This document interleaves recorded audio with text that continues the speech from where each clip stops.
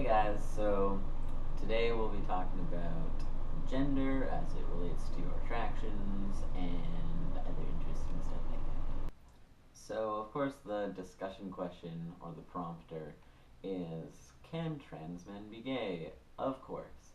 I'm pretty sure that's common knowledge, at least from what I've seen of everyone who has been posting videos on this channel.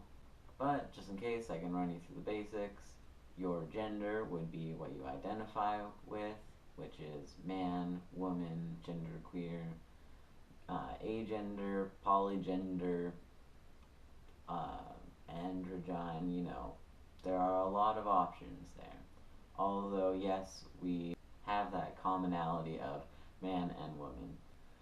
But there is something I wanted to add to that because, you think, yeah, can trans guy be gay? Of course. So you think, so, let's run through this. Can a transgender woman be gay, be a gay woman?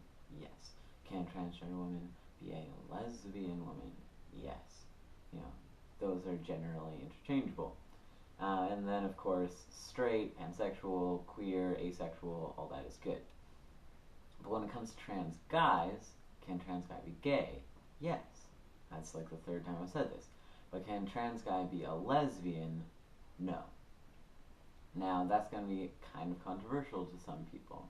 But what I want to remind you is that as men, we are the dominant group.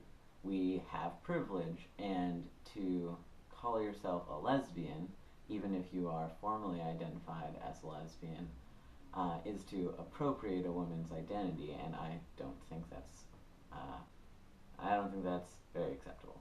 And then, of course, when it comes to genderqueer people, there are, genderqueer trans guys and things. And on that, I'm not going to really dictate much because as I am binary, I don't really think that I can police those identities of genderqueer people.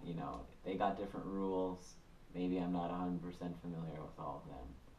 But I am going to say again, if you're a trans guy, it's disrespectful to still identify as a lesbian, or to newly identify as a lesbian if you didn't before, and all that. So, another interesting thing that a lot of people like to talk about is testosterone and its effect on people's sexuality and attractions. And I can say for myself that since I started testosterone, my sexuality definitely has opened up a lot more. Far in the past, like when I was 14, I identified as a straight girl. But even then, I do have memories of having crushes on girls, but kind of wisping them away. But it also has to do with a couple things with how I was raised, a really homophobic environment, so I had internalized that. So of course at the time that meant no dating girls for me, because that would be way homo. But so, for a lot of the time, when I identified as a guy, I identified as gay. This, in part, well, I am attracted to guys. I still am. I am dating guys. But it also meant for me that I, especially before T, had a lot more dysphoria than I have now, and I would put that on other people's bodies. So I would be uncomfortable seeing, a girl, like a cis girl or a trans girl actually, because that was just not what I wanted to be. I didn't find that attractive because it just made me too uncomfortable to think about that, I suppose. But since going on testosterone, I have, one, my sexuality has opened up a lot more, and also become more comfortable with myself, which I think both of those work together to land me in this, mega queer position that I'm in now. Now, there are cases of people who have, completely switched. Like, say, if a guy was lesbian identified, and then if he goes on testosterone, starts identifying as a gay man. And, that has happened. Obviously, I'm not in that position, so I don't have a lot of personal experience, but I could, extrapolate that it could be refusal to be considered the woman in a relationship, or, just uncomfortability with heteronormative relationships in general, could get a gay guy to identify as a lesbian, when that seemed like his option at the time. And also, a lot of people will say things to, um, you know, trans guys like, why can't you just be a butch lesbian? And I think a lot of people do internalize that kind of message and think, yeah, why can't I just be a butch lesbian? That's what a normal person would do, or whatever kind of thing that is running through your mind. And messages like that, even though a lot of people have the strength to just brush it off, some people do absorb that and feel like it's probably something that they should give a shot. Now, for those guys that could have identified as a straight girl pre-T, or also as gay male pre-T, obviously, if they go on testosterone and become just totally straight guy, that has also happened. Although it's less heard of because, or at least in the circles of my psychologists and psychiatrists, when we talk about stuff like this, they're usually less familiar with trans people with queer identities as they are with trans people with straight identities. So they're more familiar with that, gay man transitions to be transgender woman, or lesbian transitions to be transgender man kind of dynamic. But yeah, it has happened that someone who identified as gay pre-T identifies as straight afterward.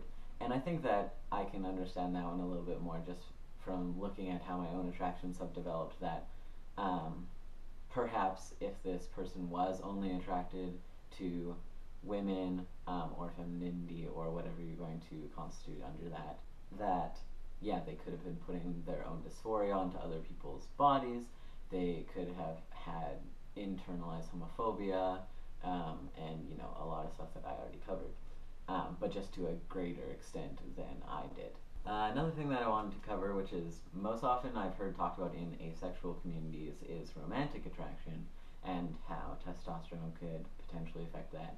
Because I know that there are some people who they get into this space of, they're really set in their ways of being sexually attracted to certain genders and romantically attracted to those same genders, and so then when their sexuality starts to expand, but their romantic attraction does not, they get really confused, and they're like, oh well, but I feel like a hypocrite wanting to have sex with this person, but I can't imagine myself in a relationship with anybody of that gender. I just kind of want to experiment or fool around, or even not experiment, or they just know for sure that they could just never be in a long-term relationship with someone of that gender. And I think that's fine. Don't force yourself to go out with someone just because you think that they're sexy. Or, the opposite, don't force yourself to have sex with someone just because you have the desperate urge to buy them flowers and chocolate. But, in topics like this, semantics becomes a really big issue for people. They really want to know what words are right and what words should they call themselves, and what would be lying, or do they have claim to that, because, well, people worry about these things. And I think that's important. I think that having words to identify with and to call yourself are important, because it can make you feel more secure and sure of your place in community and society, and all that great stuff. But also know that you are you no matter what words you choose, and even if choosing a word should help you to understand yourself, you shouldn't force yourself into a box. So know that you can pick whatever words you want, but just chill, just go with the flow. This is my great advice.